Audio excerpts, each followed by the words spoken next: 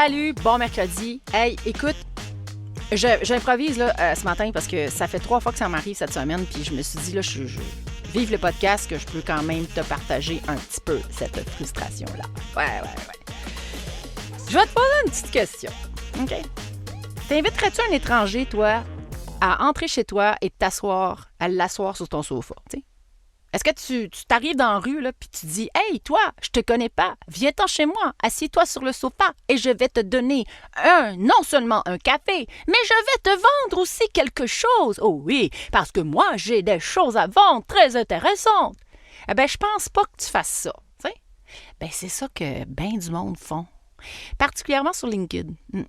J'ai régulièrement des gens qui m'écrivent, qui m'ajoutent, qui me demandent d'être ajoutés dans leur réseau. Là, je vais voir ce qu'ils font.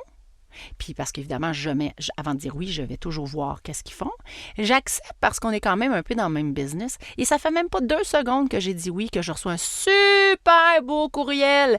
Bonjour ma Julie, je te suis sur Facebook, sur LinkedIn ou peu importe là. Et puis là, moi, je fais du marketing, je peux t'aider. Je vais t'avoir des followers. Hey, ça finit plus. Ça me donne mal au cœur. Alors, je te parle de ça. Je vais me calmer. Je te parle de ça, puis je te dis un peu comment faire après le jingle. Dis-moi, toi, là, oui, toi, tu t'aventurais seul dans une jungle sauvage sans un guide expérimenté? Non? Vraiment pas? Eh ben, tu sais quoi? T'as bien raison. Et je peux te confirmer que c'est pareil dans la jungle du marketing entrepreneurial. Sans un guide expérimenté, tu pourrais, je dis bien pourrais, courir dans toutes les directions sans jamais y arriver. T'éparpiller, t'y perdre, ou encore pire, tomber dans la fosse du découragement pour finalement sombrer sous la guillotine de l'abandon. Alors, dans ce podcast unique, je débroussaille pour toi les sentiers souvent inconnus du marketing de soi, du marketing web et du marketing vidéo qui t'amèneront sûrement à mieux comprendre et mettre en place tes stratégies de réussite dans ton entreprise, sur les réseaux sociaux et dans tes vidéos. Alors, viens me rejoindre et abonne-toi sur mon podcast Le Marketing de Soi. Ici Majolie Dion, ton GPS entrepreneurial de succès. Scotche-toi bien à tes écouteurs, mon ami, car ça va exploser. Ciao, ciao! Bon, OK, je me suis calmée, là. Oh là là.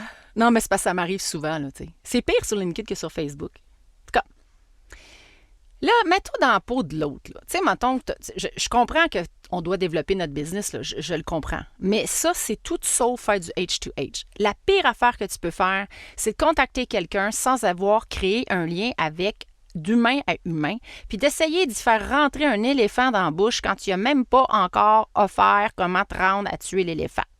Bon, c'est une drôle de métaphore, mais ça avait de l'allure dans ma tête. Je pense que c'est la jungle de mon jingle qui me joue dans le cerveau. Donc, imagine que t'arrives, tu connais pas la personne. Alors, puis je vous le dis, là, je te dis, ça fait la première fois que ça m'arrive. Ça m'arrive souvent, là. C'est régulier à chaque semaine. Moi, je prends vraiment le temps d'aller voir. Tu sais, la personne me fait une demande, je vais aller voir son profil. Il y a des gens qui ont des super beaux profils.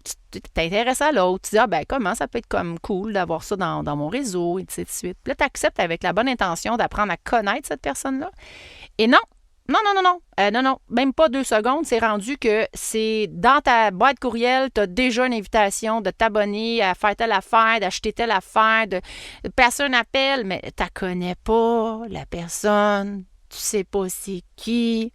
Tu peux-tu juste prendre le temps de la rencontrer, d'y écrire puis d'échanger quelques mots, hein?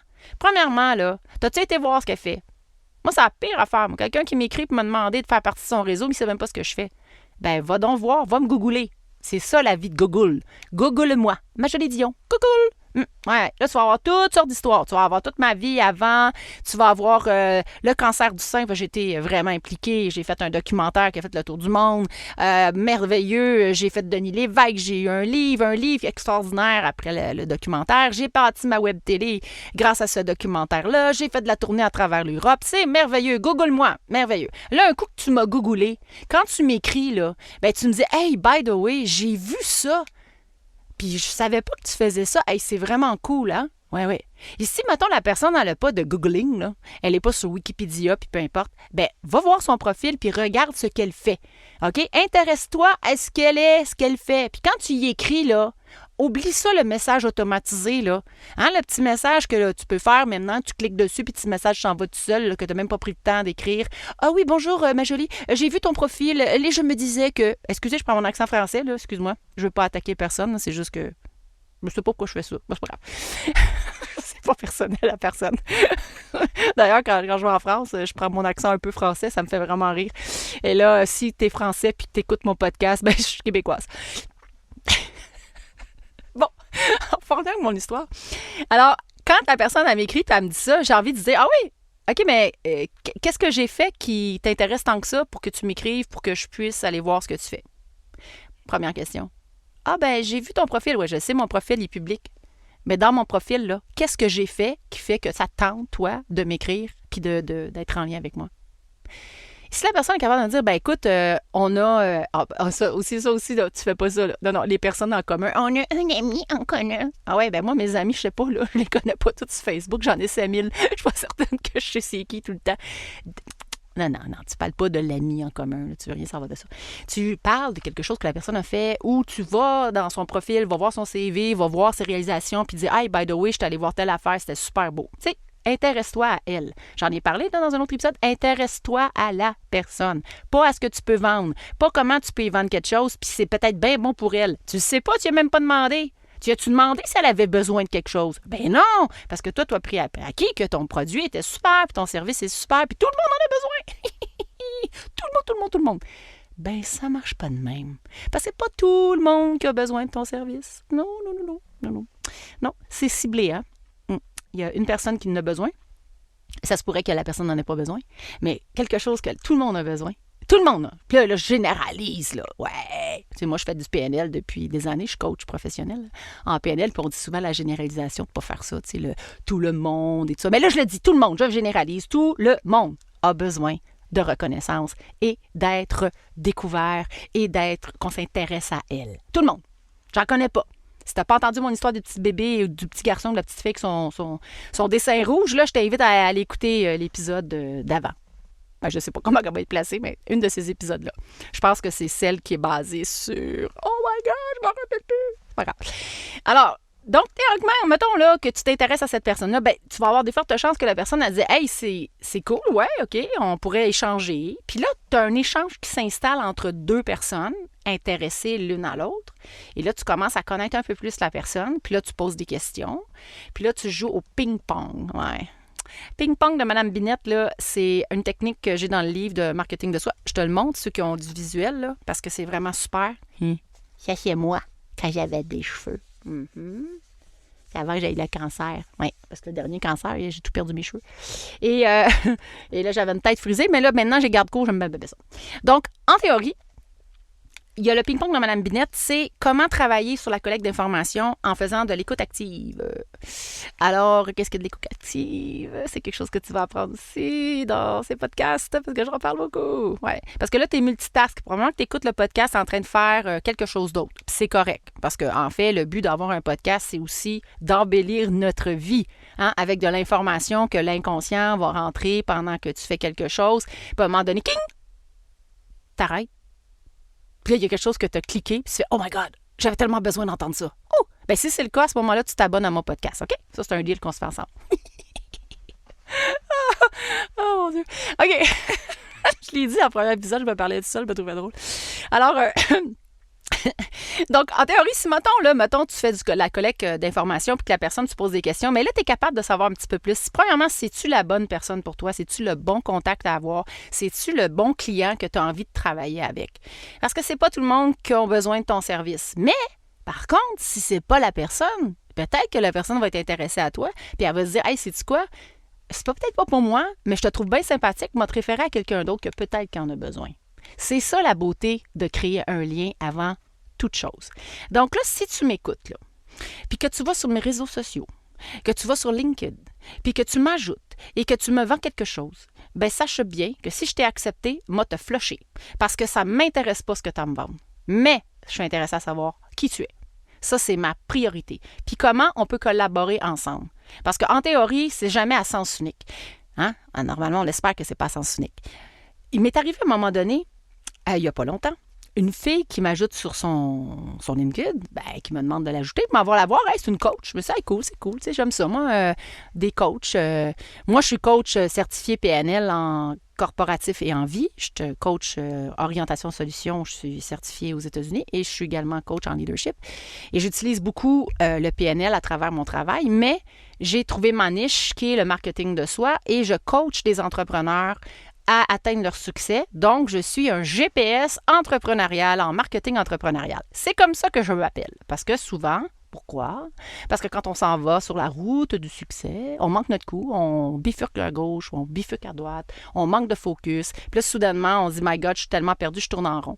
Cette semaine, il y avait une de mes coachées qui me dit, c'est un peu comme le rond-point en France. Tu sais, tu tournes en rond, là, tu tournes en rond, c'est un peu ça. Alors moi, je suis le GPS, puis je te ramène dans ta ligne. Donc, je rentre en contact avec cette coach-là qui m'écrit. Je dis pas plus rien, là. Je dis juste merci. En plus, je réponds. Merci beaucoup. Merci pour la demande. Hâte de voir, de collaborer. Soudainement, elle m'ajoute dans une formation, un webinaire. J'ai jamais demandé ça. Alors, quand je vois ça, je réécris. Je dis, coudonc, on se connaît-tu? Parce que là, je me suis dit, peut-être que je la connais, puis je m'en rappelle plus, tu sais. Je dis, c'est sûr, quand tu fais de la chimio pendant un bout, à un moment donné, ton cerveau, il oublie, tu sais. Je me dis, peut-être que c'est ça. Non, mais elle dit, tu as montré un intérêt à ma formation, mais je n'ai jamais montré un intérêt à ta formation. J'ai même jamais été cliquer pour aller voir ta formation. Mais elle avait pris pour acquis parce qu'on s'était addé, là, on s'était ajouté sur LinkedIn, que moi, là, j'étais intéressée à ça. Alors, je lui ai simplement dit, quand tu pourras t'intéresser à moi, savoir qu'est-ce que je fais dans ma vie, je vais m'intéresser à toi, mais là, pour l'instant, c'est pas très intéressant de me faire ajouter dans quelque chose que je n'ai pas dit oui, premièrement, quand tu connais pas quelqu'un. Donc, ça revient à dire, t'inviterais-tu quelqu'un à rentrer dans ton salon et de te dire, un étranger, assis-toi, je t'offre un café puis je te vends quelque chose? Non! Ça se peut pas, c'est impossible. Ce n'est pas la technique pour être capable de vendre vos services ou vos produits. Alors, quand vous allez avoir un coup de cœur, là, de soudainement un élan de faire de la prospection, fais pas ça. Non, fais pas ça comme ça. Non. Va voir la personne. Regarde ce qu'elle fait. Approche-la en lui disant, « Hey, salut ma jolie, j'ai vu que tu avais fait un documentaire sur le cancer du sein. Ça me touche beaucoup. » Parce que, c'est vrai, parce que ma mère ou ma sœur ou peu importe dans ma famille ont eu un cancer du sein. Puis je voulais savoir comment tu t'en es sortie, tu sais. Peut-être que ça ne me tentera pas d'y répondre, non. Moi, je vais avoir vu que ce que j'avais fait, là. Et parce que c'est ça qui est intéressant. Puis moi, je le fais, là. Quand quelqu'un m'écrit, je vais toujours aller voir c'est quoi le profil. Puis sérieux, si ça me va pas, je vais réécrire la personne. Hein, je leur dis carrément, écoute, merci de ta demande, mais ça rejoint pas ma vision d'entrepreneuriat ou ça rejoint pas le type de profil que je cherche dans mon lien. Parce que c'est un ami. Hein? C'est des amis. Facebook, mais oui. Quand j'ai commencé Facebook, j'acceptais à peu près n'importe qui. Parce que tu veux avoir un gros follower, là. Ça aussi, j'en parle dans un épisode, là, que tu peux avoir juste 500 followers puis monétiser tes services. Hein. Tu n'es pas obligé d'en avoir 300 000, là, parce que j'appelle ça des saucisses mortes. Ouais. Saucisses mortes, c'est des gens qui t'ajoutent, mais qui font absolument rien, qui sont même pas intéressés. C'est juste qu'ils ont vu que tu étais populaire, puis là, ils disent « Non, mais j'ai vu que c'est mon ami, c'est super. » Bon, merveilleux. Mais donc, aujourd'hui, j'ajoute rarement et j'accepte rarement des amis. C'est plus des abonnés qui s'abonnent. C'est deux choses différentes. Donc, t'es mieux d'avoir des abonnés que des amis. Mais ça, je t'en reparle éventuellement dans un épisode quelconque. Alors, ça fait déjà un petit bout que je te parle. Ça passe vite, hein, quand même. Comme je te dis, je suis une expérience. Moi, j'ai beaucoup d'expérience à me parler tout seul. Mais là, au moins, en tout cas, j'espère que tu te sens impliqué dans la conversation, puis que la prochaine fois, quand tu vas aider quelqu'un, que tu prennes le temps d'aller voir ce qu'elle fait et que tu t'invites pas même dans son salon sans lui demander la permission, tu sais. Ou à la limite, à least, mettons, dans le pire des cas, tu peux lui dire, est-ce que je peux te parler quelque chose? Tu demandes la permission. Puis peut-être qu'elle va te dire non. Puis ça te dit non, mais t'es honnête assez. Puis tu dis, parfait, merci. Si jamais ça te tente d'entendre parler de ça, tu me feras signe. T'sais. Ça se peut, là, ça aussi. Ou elle peut carrément dire, ouais, OK, vas-y. Puis je vais te répondre après. T'sais. Mais ça se peut aussi qu'elle va te répondre, écoute, ça m'intéresse pas. C'est pas grave. Mais l'important, c'est de t'intéresser à elle. Donc, je te laisse encore sur une citation. Attends une minute. Citation que j'ai trouvée. En fait, que j'ai scanné. Quand je dis scanne, c'est parce que je prends mon livre, puis je fais ça de même, puis j'arrête. Puis souvent, ça tombe sur une citation. Puis là, ça donne bien parce que C'est une citation de Steve Jobs. Oui. J'aime bien ça. N'essaie pas de tout faire. Fais une chose bien. N'essaie pas de tout faire. Fais une chose bien. Si tu es un multitask et que tu es toujours en train de courir partout pour essayer de tout faire, prends-en un, choisis une chose et fais-la bien.